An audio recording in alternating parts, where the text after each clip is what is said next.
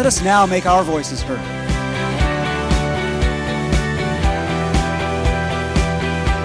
I pledge to serve and to push my country.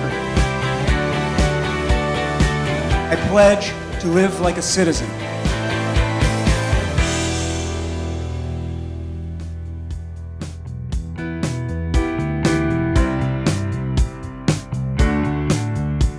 Good morning. Welcome to Civic Saturday. We are so glad to have you here with us. Let me see a show of hands if this is your very first time. Love it, love it, love it, love it. Okay, wait, now I'm going to do this. Stand up if it's your very first time. And that way, all of us folks, all right, now turn around and look at the people who are sitting down. Look at, yeah. So now that we see each other, when we get into circles later, make sure that you welcome folks here, because we really want you to feel like this is a place for you, and then you can come back again and again and again. So what I'd also like to do is welcome the Seattle channel, great partners of ours, for being here today and allowing other people who couldn't be here today to share this as well.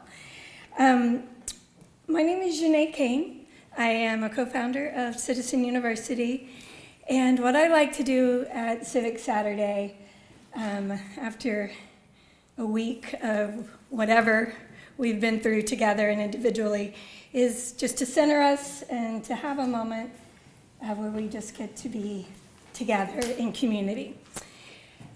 So I'm going to ask you if you'd like to close your eyes and to take in a deep breath and to exhale slowly, and to do that 2 more times.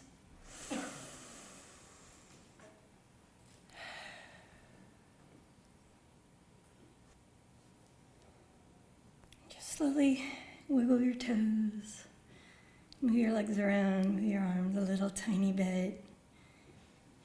Shake it out just a little. Open your eyes. Thank you.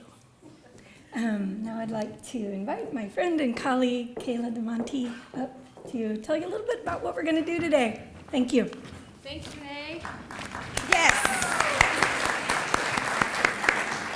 All right, welcome everyone. As Janae said, my name is KAYLA. I'm also on the team here at Citizen University. And I'm just going to share a little bit about what we are going to do today, particularly for the new people and for the old people too. We've got some new stuff going on. So if this is your first time joining us, welcome again. What we're going to do today, we're going to come together in community. We're going to hear some powerful poetry from our friend Na. We'll sing together with the help of our buddy Matt Bishop. Community members will be coming up to do some readings of civic scripture. Eric will deliver his civic sermon, and we'll get to connect with each other and share some thoughts and ideas throughout the program. Before we dive into the program, I want to share a little bit more about the ways that we're working to build this community here. If you've been here at Civic Saturdays for the past few months, we've been really thinking about ways that we can keep this group connected to each other outside of these 4 walls. So we're going to be continuing what we did at the last event. If you have any community announcements about things you're involved with, events, at the end of the program, we're going to have time for people to pop up and share that, so keep those in mind. We also have a table in the back of the room where if you have any flyers or information about events that you're involved with or things that might be of interest to the community, you can put those out there. You'll find some things over there now. We also are welcoming some new community faces up to the stage today, which you'll see a little bit later. And we have some community groups in the back. You may have already said hi to Tara Clark and her team, who are selling her awesome posters and merch that is a donation to Citizen U, so thank you to Tara. And we also have our friends from Amplifier here who are giving away their amazing artwork.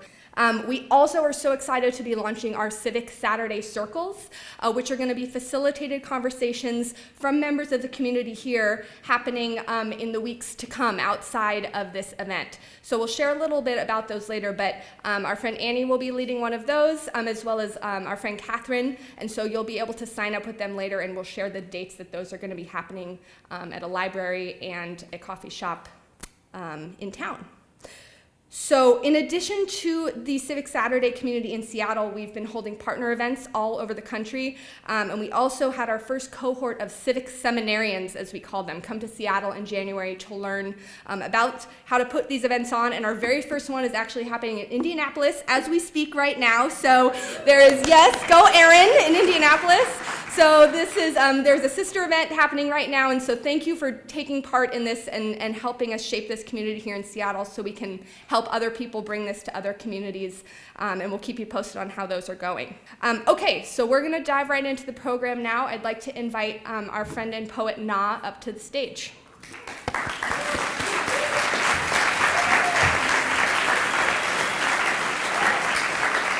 Good morning, everyone.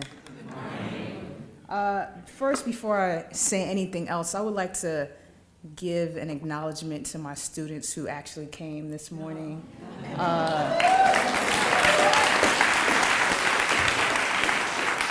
I teach at the Northwest School in Seattle, and one thing that we have talked about is acknowledgement and what that means. So I want to make sure if I have a platform, I can acknowledge them for those moments.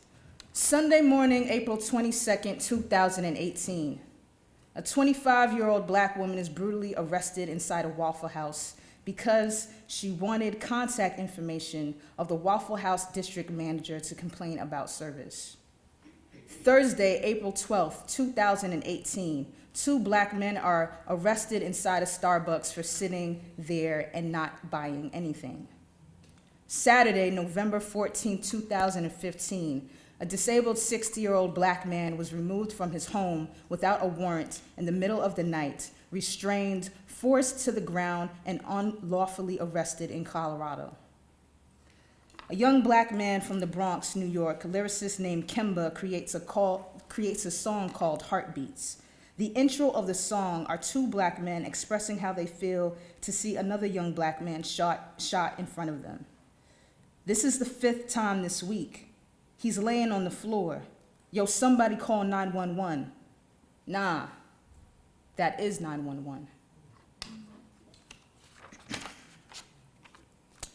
Slave patrols were an offshoot of the militia who looked to maintain the slave society. 200 years later, the basic function of the police is to maintain the nature of society in terms of race and class. I can research dates that are probably before my mother's birth. We are encapsulated by redundancy, leaving the undertone of fear that one day I or my loved ones will be an active participant of this history. While exhibits of the past erect from state to state, we never left the state of emergency. There is a thin line that separates me from my ancestry. And who really wants to talk about it? Who really wants to talk about it? The looping record of black oppression, white privilege, white guilt. The looping record of black oppression, white privilege, white guilt. The looping record of black oppression, white privilege, white guilt, and patriarchy. A well-known track, like Billie Holiday's Strange Fruit. Instead of black bodies swinging in the southern breeze, we are lying face down on local streets. I've been encouraged to think about freedom. While brown and black bodies are encouraged to be nomads of existence, a person who does not stay long in the same place. They have found ways to put us exactly where they want us placed. I'm placed to always ask the questions, is this racially charged? We are exhausted. We are exhausted. We are exhausted. This is exhausting. This is exhausting. This is exhausting. Give me the month, the date, and year where this is no more, and I will travel there. Thank you.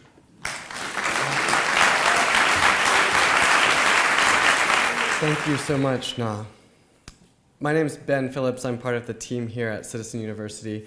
And this is the time when we're going to have a chance to talk to the folks around you and meet some new people. So for the next few moments, we ask that you turn and talk with someone nearby, preferably someone that you don't know, on this question. If you could go back to any time in American history, when would it be and why? And we'll spend about 8 minutes on this topic. Now I'm very excited to welcome, to lead us in song, musician Matt Bishop. Thank you. If you don't mind, please stand. We're gonna sing This Land Is Your Land, and I'm gonna need you to sing really loud because I am sick and sound horrible. But I'll lead you.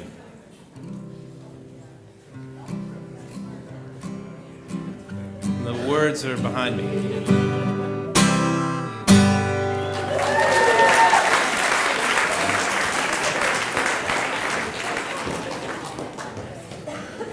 Thank you, Matt, and thank you, everyone. We're now going to have 3 readings of civic scripture, followed by Eric's civic sermon. So I'd like to invite up Natalie Folkerts, Shayla Collins, and CHARMI AJMERA.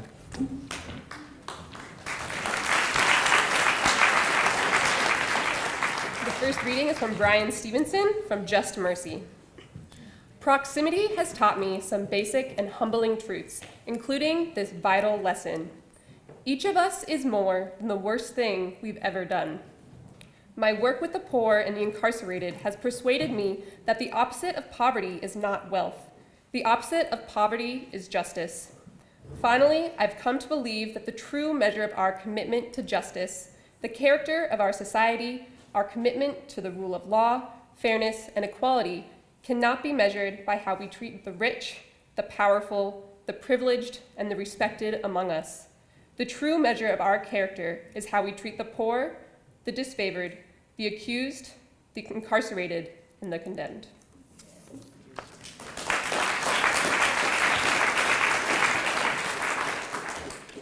Hello, everyone. You're in for a treat. I am going to read, not sing, Lift Every Voice and Sing. By James Weldon Johnson, written in 1900 and set to music in 1902.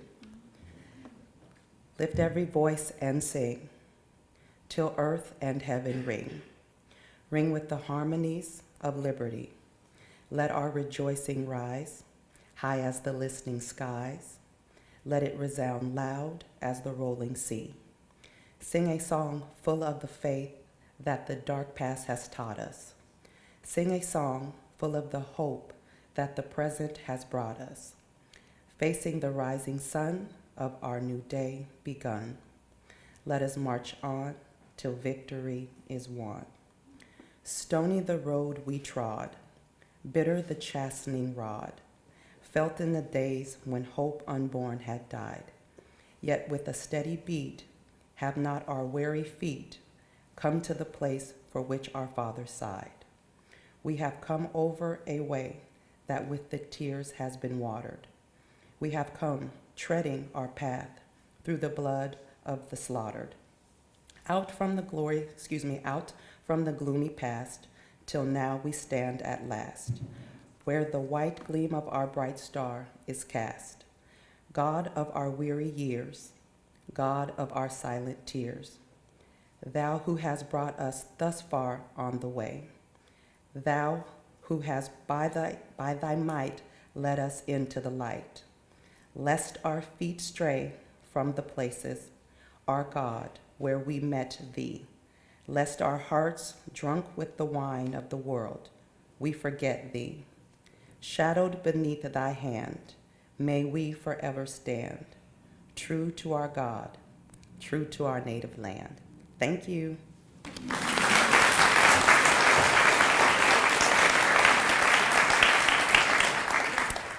I'm going to be reading from An American Credo by Polly Murray, published in 1945. I do not intend to destroy segregation by physical force. That would entail human waste and would not gain my objective. I hope to see it destroyed by a power greater than all the robot bombs and explosives of human creation. by a power of the Spirit, an appeal to the intelligence of man, a laying hold of the creative and dynamic impulses within the minds of men. The great poets and prophets have heralded this method. Christ, Thoreau, and Gandhi have demonstrated it. I intend to do my part through the power of persuasion, by spiritual resistance, by the power of the pen, and by inviting the violence upon my own body. For what is life itself without the freedom to walk proudly before God and man and to glorify creation through the genius of self-expression? I intend to destroy segregation by positive and embracing methods. When my brothers try to draw a circle to exclude me, I shall draw a larger circle to include them. Where they speak out for the privileges of a puny few, I shall shout out for the rights of all mankind. I shall neither supplicate, threaten, nor cajole my country or her people. With humility, but with pride, I shall offer one small life, whether in foxhole or in wheat field, for whatever it's worth, to fulfill the prophecy that all men are created equal. Thank you. Let's thank our readers again. They were just so...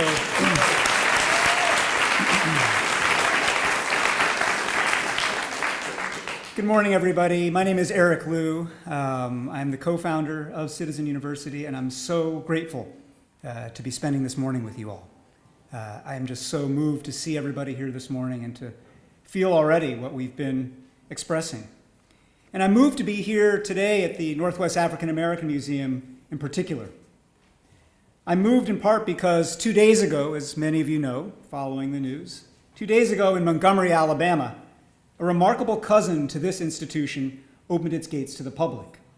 It's called the National Memorial for Peace and Justice, but everyone has been referring to it as the Lynching Museum. The National Memorial is the brainchild of the lawyer Bryan Stevenson, whose reading we heard.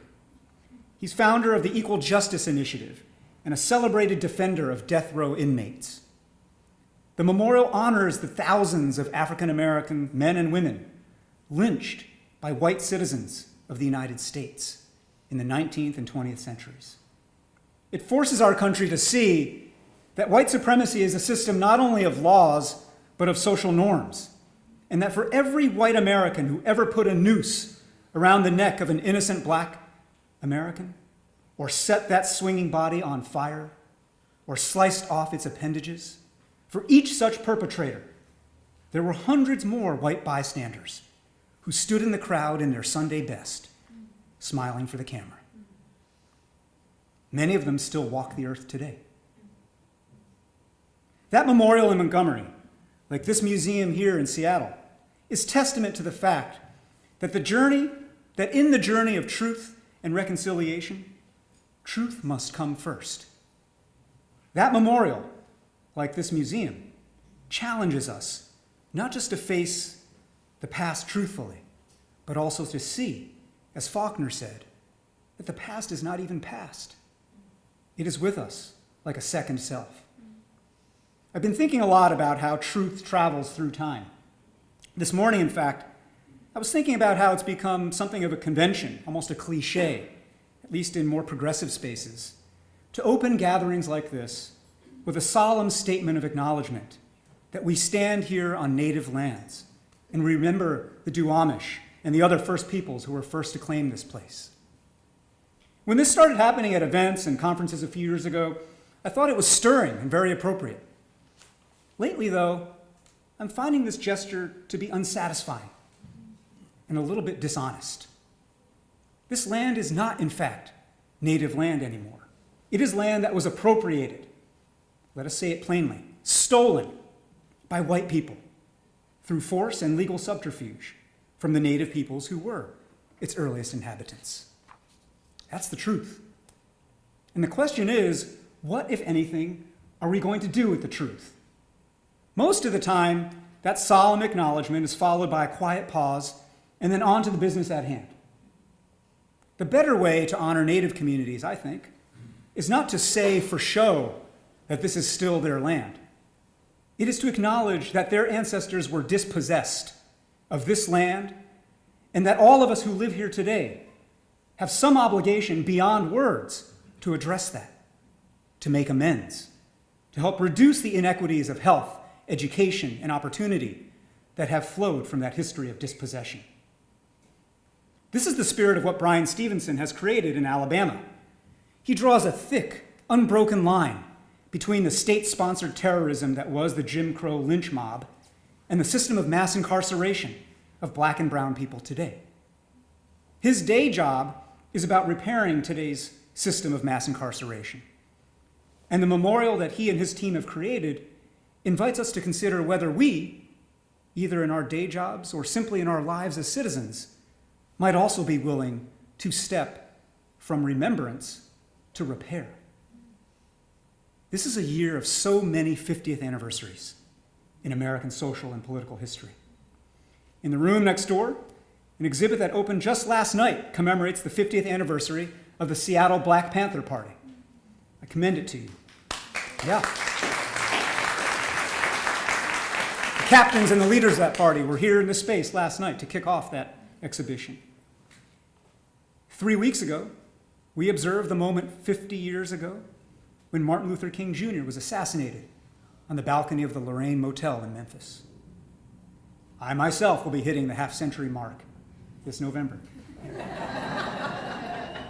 Who's counting?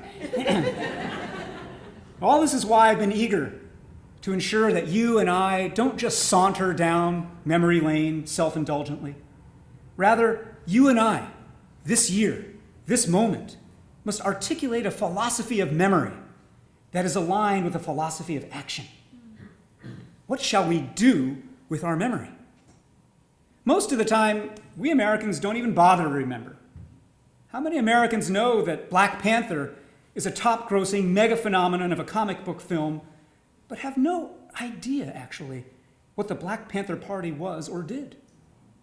How many Seattleites posted commentary online about the movie's magical society of Wakanda, yet have no idea that the Carolyn Downs Clinic, just a few blocks from here, was born of the Black Panthers' community activism and is the nation's only remaining such clinic? How few of us in this room know that Lift Every Voice and Sing started its life as a poem written for another anniversary, the 100th birthday of Abraham Lincoln, but became a cherished civil rights anthem and is considered today the Black national anthem. This tendency toward amnesia is why we Americans often act as if the mere act of remembrance is an achievement deserving of a prize. But it isn't. It's just the price of the ticket. You've earned the right to shape civic and social life if you know something about what came before and what people endured. That's why my theme today, this morning, is time travel. Literally and figuratively, politically and culturally, individually and collectively. Imagine, as you were during your turn in talks, imagine that you're jumping back in history. But imagine that you're jumping back 1 decade at a time. What would you tell people if you, the you that you are now, were transported in the blink of an eye back to 2008? Then, after a little while, to 1998, to 88, to 78, and finally back to 1968. This thought experiment is occasioned, of course, by this 50th anniversary year that we're living through, but it's really inspired by Octavia Butler, whose great novel Kindred imagined a black woman and her white husband becoming transported without warning back and forth between their apartment in California in 1976 and the Maryland plantation where her enslaved and enslaving ancestors lived during the 19th century. Though Butler is often called a science fiction author, she insisted that Kindred should be read not as science fiction, but as, quote, grim fantasy. A grim fantasy that would enable people today to know more than the facts of the history of this nation, and instead to feel that history in their gut.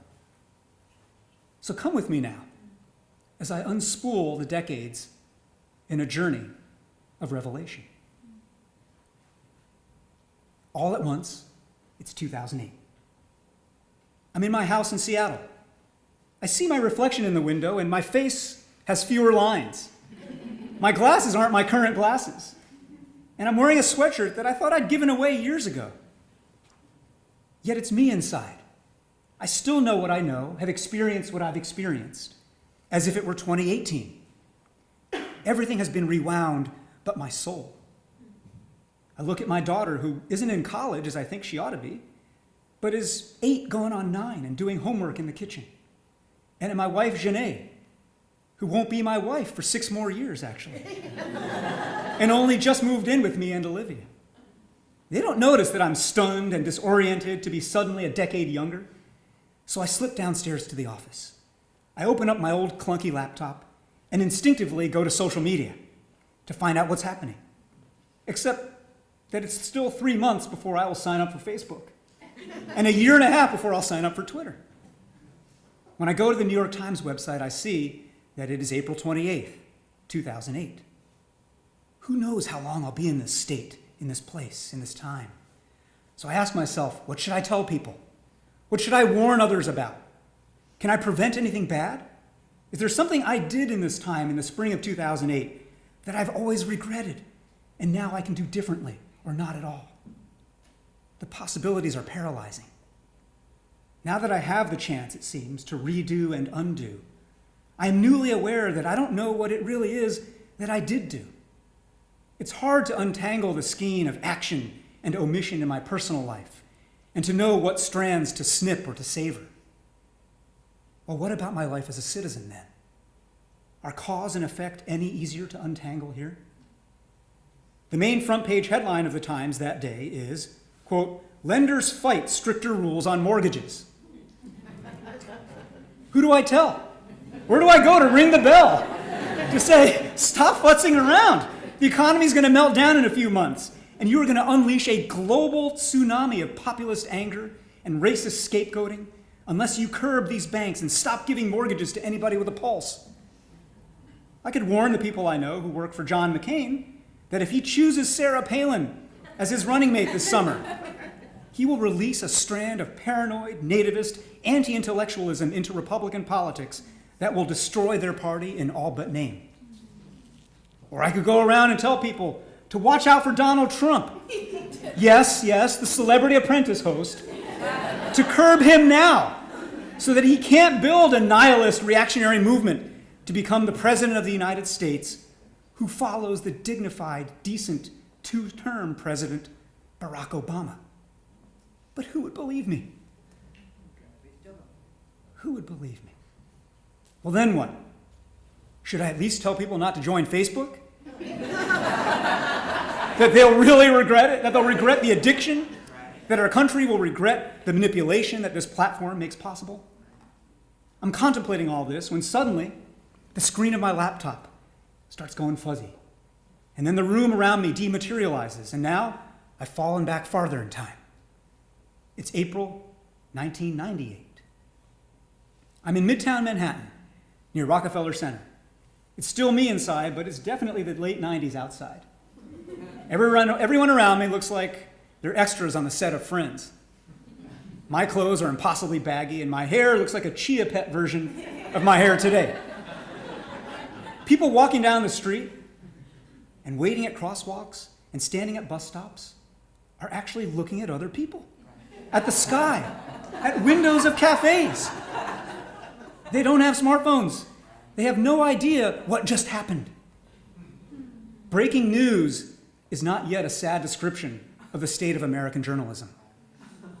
It is just something that happens, not very often, that you'll hear about later, maybe not even till tomorrow, unless you happen to be watching one of these new 24-hour cable networks. Well, as it happens, I work for one of these networks in 1998.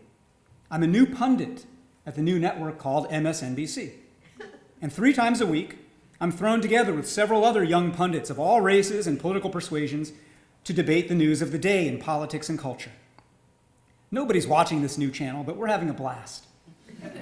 I'm marveling at the game of it all, at how I can be having a heated debate on air with Ann Coulter, in which it occurs to me that she is the very face of evil. And then once the cameras go off, she's warmly asking me about my family and talking about plans for the weekend. I know, standing there with my MSNBC colleagues, that even though it'll be for just a brief moment and for a mere flicker of public attention, I have a platform. And I know how all this is going to end. Should I use that platform like Howard Beale did in the movie Network to go off on a live in-studio rant about how mad as hell I am and how much the United States, at the very peak of its global power, is getting ready to squander all of what truly made it great? The Monica Lewinsky scandal is blooming. The president will be impeached before the year is out. And the dot-com boom is becoming a bubble. But how do you know when a boom is a bubble? And everyone has become a day trader and a stock picker, and the hustle is intoxicating. And meanwhile, Boris Yeltsin's Russian democracy is curdling into kleptocracy. And Osama bin Laden is planning the bombings of the US Embassy in Nairobi that will kill hundreds and wound thousands more. And most Americans will have no idea. We are all looking at the wrong things, and we will all learn the wrong lessons. I sit in the TV studio, I clear my throat, and I'm about to use my 20 years of foresight to tell my fellow Americans to get their together. When, bam, another decade has been obliterated. It is now April 1988. My mind, which is already scrambled by this unpredictably predictable march backward in time, struggles to recall what the world was like when I was 19, going on 20. As I get my bearings, every cell in my body screams to call my father, who will be dead in 3 years, dead suddenly without a proper chance to say goodbye. And so if it's April 28th, 1988, I have 3 years, 2 months, 9 days, and 6 hours to call him and to see him as often as possible, and to bring a notebook so I can record his answers to all the questions I've been wanting to ask him for the last 28 years of my life. There's so much I want to say to him, and we'll have to find a way to say without revealing that I've come from the future and know his fate and ours. And to my country, what do I want to say to my country now that I've traveled back 30 years? I'm in college. It's my sophomore spring. I'm 19 and I've yet to cast my first vote. George H.W. Bush and his Southern henchman Lee Atwater will run a campaign that fall that is more than ruthless enough to dispatch nice Mike Dukakis. President Bush will later expel Saddam Hussein from Kuwait in a couple of years and make possible another President Bush who will think he's finishing the job in Iraq, but instead will commit the greatest unforced error in American foreign policy. But that's not what I want to turn around and tell my classmates in 1988. What I really want to tell them is that 30 years from now, Barbara Bush will have passed. George Bush the elder will be frail. The Bush dynasty will be at an end. And with it, the WASP establishment way of being American. Because I'm at Yale in 1988, 40 years after young Poppy Bush, the war hero, was at Yale, I will be able to see that the WASP establishment, the white Anglo-Saxon Protestant establishment, for all of its clubby insularity and hypocrisy and obliviousness to the rest of America, did get some things right. I will be able to warn everyone I encounter, classmates, professors, visiting dignitaries, that the United States had better come up soon with an affirmative alternative to the WASP ethic of service before self, institutions over individuals, party above country, and no crying just because the world is cruel. I will tell them that in years to come, the nation will rediscover African American activists like Pauli Murray from the early civil rights fights, who through the force of her words and deeds integrated American life more deeply. And that in fact, the newest residential college at Yale will be named after Pauli Murray in 2017. I will tell folks that young Chinese New Yorkers like me, or young Kenyan, Kansan Hawaiians like Barack Obama, will want to inject into that WASP ethic our abiding belief in American hybridity.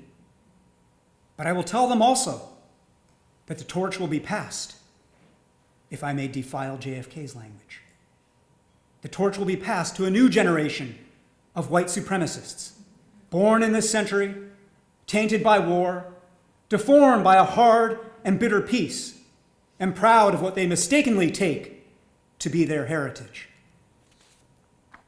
The first time through the year 1988, I was just a kid. I didn't yet know how to convey all this to the world.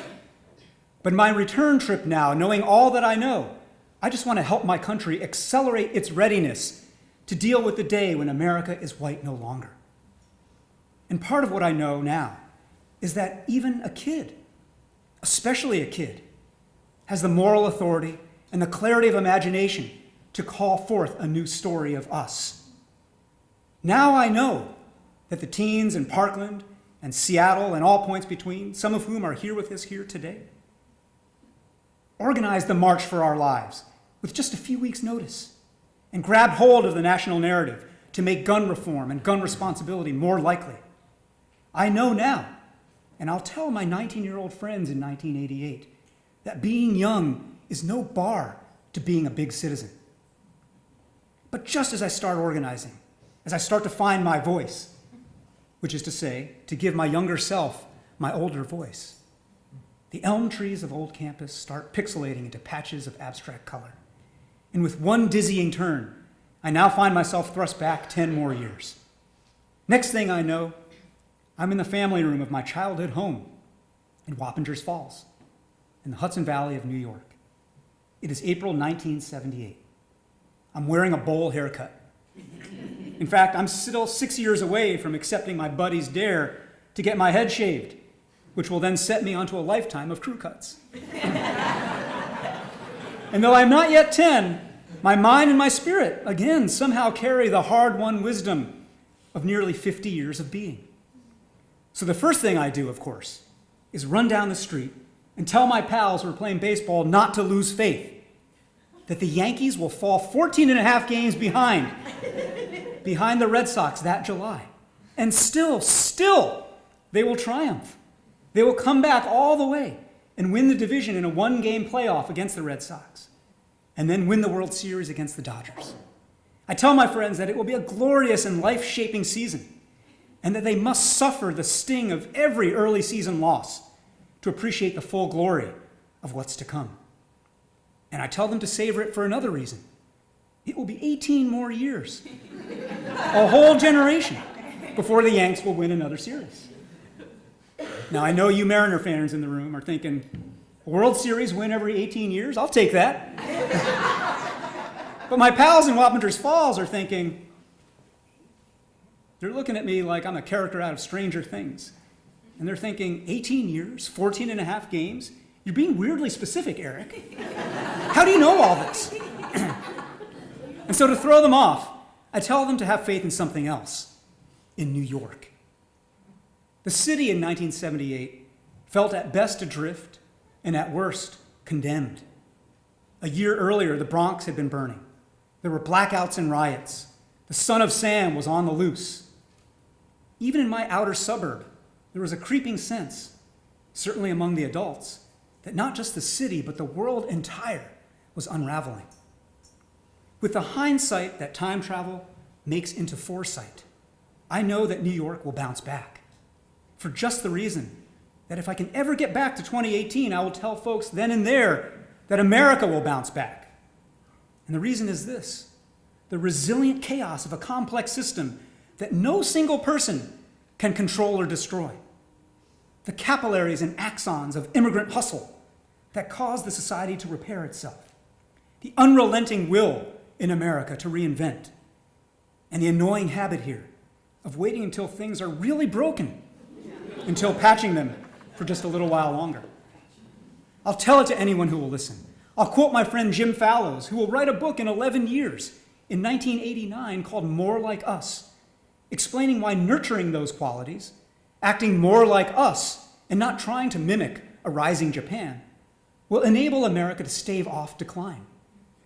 And then Jim will write another book in 40 years with his wife dead, called Our Towns, explaining why for every visible, palpable dysfunction of national politics in 2018, there are many more invisible, intangible things that are working in San Bernardino and Sioux Falls and Greenville, South Carolina, and that a bottom-up renewal of civic life is underway in our towns.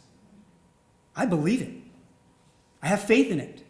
And I'm aware that only by believing in the possibility of renewal can I make that renewal possible. Of course, these complicated feelings filling the heart of a 9-year-old son of immigrants little leaguer can hardly make their way through the narrow canal of language out into the world. So much belief, so much feeling and faith and fear never ever gets spoken. And this is what I'm thinking when the final burst of chronological energy blinds me and sends me back to April 28th, 1968. I'm in the womb of my mother, Julia Liu. I won't be born for another 6 months and 3 days. I am the reason for my mother to have faith. I am the gut feeling she has and will always have. If my 49-year-old consciousness could express itself now, I would tell my mom to pay attention, to wake up, to pay attention when Dr. King is slain, and to support the Poor People's Campaign that he had launched before his death, to ask why the U.S. keeps slogging on after the Tet Offensive in Vietnam, to ache when Bobby Kennedy's eyes lose their light on the floor of that California hotel, to become a citizen of the United States sooner than 1977 so that she can vote right then in that pivotal year. But my mother is not paying attention. She's just being. She is breathing and circulating blood, converting food into energy, and taking long, quiet rests and believing. And that breath, and that blood, and that energy, and that unspoken belief are all making me ready to face the world one day. And here I am. Here we all are, born to so many different mothers, born of so many different worlds, traveling so many curved and broken arcs of time and space to arrive here at this museum this morning. It's been quite a journey. Now, imagine taking your own decade-by-decade trip back in time. Imagine knowing then what you know now. In this final part of my sermon, I want to share 5 truths that this thought experiment of time travel revealed to me.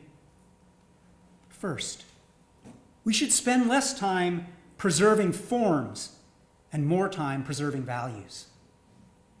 Only values should endure. The Congress of the United States exists in roughly the form it took in 1789. But the values that animated it then have nearly evaporated. It is not obvious that we need a Congress constituted as it is today. But we do need a working system of representative democracy unrigged by money power. The Black Panther Party is not here anymore in structure, yet its values of self-help and mutual aid, of independence and interdependence, endure in many social movements today, both on the left and the right. Nurturing spirit is better than worshiping institutions. Second, it is too easy to read into our history a single straight-line story of rise or fall, or a single personality of national character. We are all things at once. We contain Whitman's multitudes, and we won't know for at least 50 more years whether we're done. When I was born in 1968, America sure looked done. It was not. Or rather, it was, and it wasn't. Earlier this week, Ben Phillips from our team performed in a brilliant production of Hamlet at the Stimson Green Mansion on First Hill, in which there are 2 casts in 2 tracks that merge and split from room to room. Hamlet, the character we all know, is divided, ambivalent. But by having 2 actors play Hamlet at once, he is also doubled. And the genius of expressing our division as a doubling is something to take from the stage to the civic arena. I'm not myself, or am I? Is America itself, or at war with itself? The answer, of course, is yes. We elected Obama and we elected Trump. To be and not to be. Third, our patterns betray us. Whatever we say we are, what we do over time tells. We Americans say we believe in individual liberty, but we have let an imperial trickle-down market mentality march through our society and obliterate the middle class. The middle class that in the end is liberty's greatest guarantor. We say we believe in equal justice, but the majority of Americans do not honor the 3 words, Black Lives Matter. Just as that majority did not honor 50 years ago the 4 words, I am a man. Because then, as now, the majority saw such assertions of equality of dignity as an attack on their identity. Our patterns betray us. Fourth, nothing great happens by individual action. Pauli Murray was willing, in an unconscious echo of Nathan Hale, to give her, quote, one small life for the cause of desegregation. But of course, it took decades of collective action for that cause to prevail. At no time could she have stopped Jim Crow alone. She might have stopped a single lynching with superhuman courage and extraordinary luck. But it would take all of us, ultimately, to undo the system that made lynching as routine and special as a big football game. Because it takes all of us, whether we are awake or not, to make and maintain such a system. Fifth, and finally, we are all time traveling right now. And so we should learn to do it better. This very moment, there are things from the 60s, the 1860s, still happening in our country. Indentured servitude, caste and color lines that cannot be crossed, sexual slavery, underground sanctuaries for people without papers. Seattle itself is 21st century splendor and 19th century squalor. And you can travel across the span of centuries just by walking down a single block in Pioneer Square or South Lake Union. Hindsight is foresight if we know how to see. The cultural movement that yielded Octavia Butler and her novelistic universes, as well as the Black Panther comics and movies, is called Afrofuturism. It weaves diasporan dreams with fantastic technologies to make people here and now see that the technology for transformation already exists.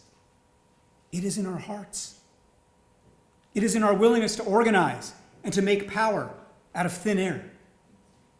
We could all stand to learn from Afrofuturism.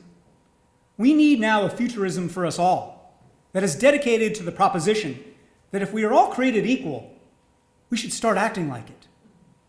We need a futurism that uses superheroes and comic book villains to teach us how to see what is right in front of us. And you know what? If you pay attention, you'll notice that we have the raw materials for such a futurism. The superheroes and their foils are all among us right now. Teenagers across the country are organizing some of the greatest social protests and direct civic actions this country has seen in, well, half a century. Meanwhile, the occupant of the White House and the occupant of Kanye West's house are tweeting at each other and tweeting that they are spirit brothers, because indeed they are.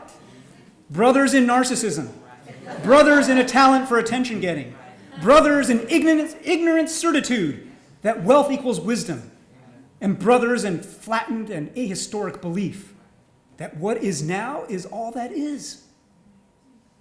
Brothers indeed. Civic Saturday exists so that together we can remember that no condition in our country was created yesterday, and no citizen in this country will live forever. Civic Saturday exists so that we can teach each other how not just to tell the truth about our country, but also to reckon with it. Civic Saturday exists to remind us that to reckon means to calculate, to count up and tally, to prepare ourselves and others to pay the price of reconciliation. So here, at the Northwest African American Museum, where the Central District meets South Seattle, I want to close by acknowledging that we stand on land that was once inhabited by aspiring African American families, whose elders migrated here as hopeful young people 3 generations ago from the segregated South, and who found a foothold here for a while, for just a blink of an eye, and who now, in too many cases, have been displaced by gentrification and by the compounding inequity of wealth that has left them unable to withstand the rising tide of gentrification. I want to acknowledge further that we must give our time and our votes and our money to people and organizations and institutions that are working to remedy that underlying inequity and injustice. Some of them are here today, registering people to vote, working to put universal health care on the ballot in our state, sharing art made for and by activists, or just teaching the basics of community organizing and empowerment. And I want to acknowledge, finally, the long line of civic superheroes who built this museum, who built it by building it, or built it by designing and imagining it, or built it by justifying it, by living the history that is told within these walls. Many of them still walk the earth today. Let us honor them. Let us honor them by living like grown-up citizens who know our own minds, who know our place in time, and who know how to join with others to ensure that the spirit of the struggle for liberty and justice will outlive its fragile bodily forms. Thank you very much.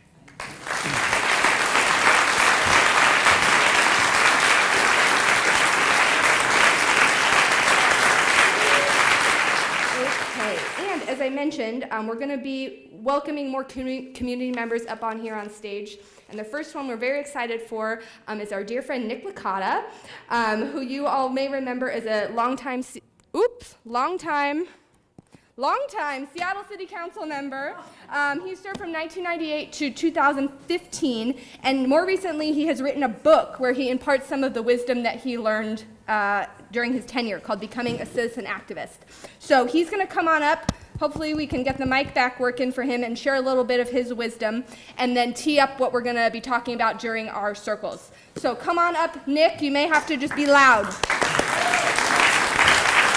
Okay. So basically going to run through some of the key lessons that I saw others basically learn, I learned, and practices that made them effective citizens. One of the things that when I go around talking, I often get from folks is, so what should I do? And I'm not here to tell anyone what to do. I'm here basically to help you identify what I call sort of 7 steps in how you can be effective. So the first step is what basically means is that you have to think of the world that you live in as a world that you want to live in. And what does that mean? Someone taught me that, I believe Jason. He was 40 years old, working at McDonald's, and he realized after 7 years he had never gotten a raise. And he finally decided, when someone was approached him and said, we're going out for an afternoon just to protest our working conditions, he decided that's what I need in my life. It's that taking that step. It's questioning what you're doing in your life, what you're seeing your neighbors do, and realizing you take a risk, and it does involve a risk. The second thing is you have to know what you want. Having been on city council, so often people would come to my office and they would complain, which is fine. Complaining is a great therapeutic exercise. But it's not a plan, okay? You need a plan. And very simply, whether you're lobbying a council member, a legislator, a congressperson, or your boss, whatever, think of it this way. The first thing you need is a piece of paper, 1 sheet, not longer. You need to identify a problem. You need to identify what you think the solution is. And the solution often may be a grand thing, but you also want to make it something specific. And that's what the third thing is. You want to make an ask. You want to ask that person to do something. If it's a politician or the legislative aide, if you can't meet the politician, still meet with that person. Ask something that they can do in the short term, ideally within a week, no more than 2 weeks, because they're going to forget it after that. The third thing is you need to know, we're talking about government, how government works. Most people don't. I was amazed to find out that I actually did. And most of the people I knew who got elected to office, even after the first term, still didn't know exactly how the budget worked or what the grants said. We found out we were getting federal grants that allowed us to put up drones. And we asked, when we got informed about it, how'd that happen? They said, you voted for it. Because we didn't read all the details, and they also understood that providing police equipment could be drones. So we put a stop to that. There's 3 documents you need to know if you're going to be involved in trying to get something changed on a local level or even a state level.